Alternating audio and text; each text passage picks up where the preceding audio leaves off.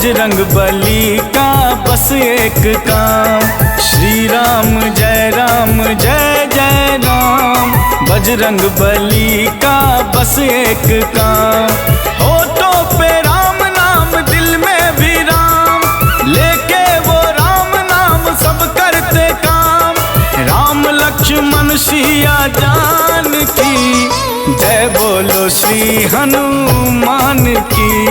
श्री राम जय जय राम।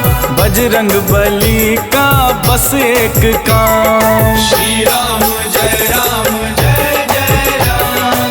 बजरंग बली का बस एक काम।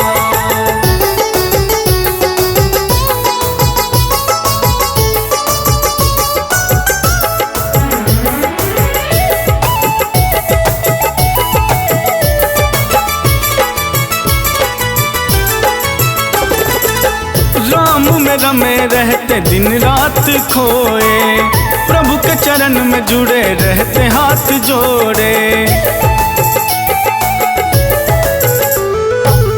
राम में रमे रहते दिन रात खोए, प्रभु के चरण में जुड़े रहते हाथ जोड़े।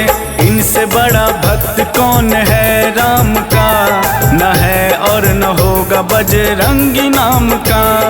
होठों पे राम नाम दिल में भी राम, लेके वो राम नाम सब करते काम। राम लक्ष्मण सिया जानकी, जय बोलो श्री हनुमान की।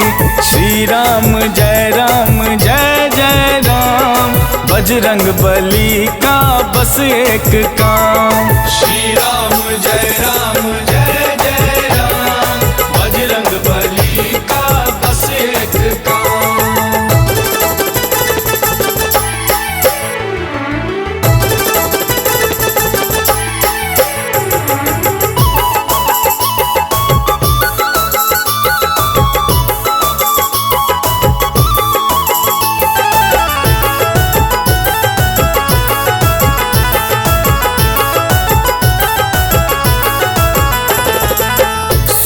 सुनो हनुमान की कहानी, सब हर लेते हैं दुख परेशानी।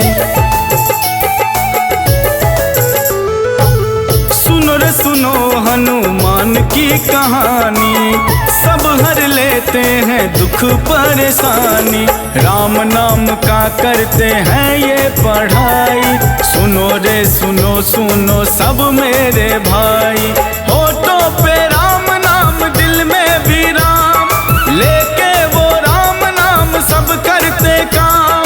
राम लक्ष्मण सिया जानकी, जय बोलो श्री हनुमान की।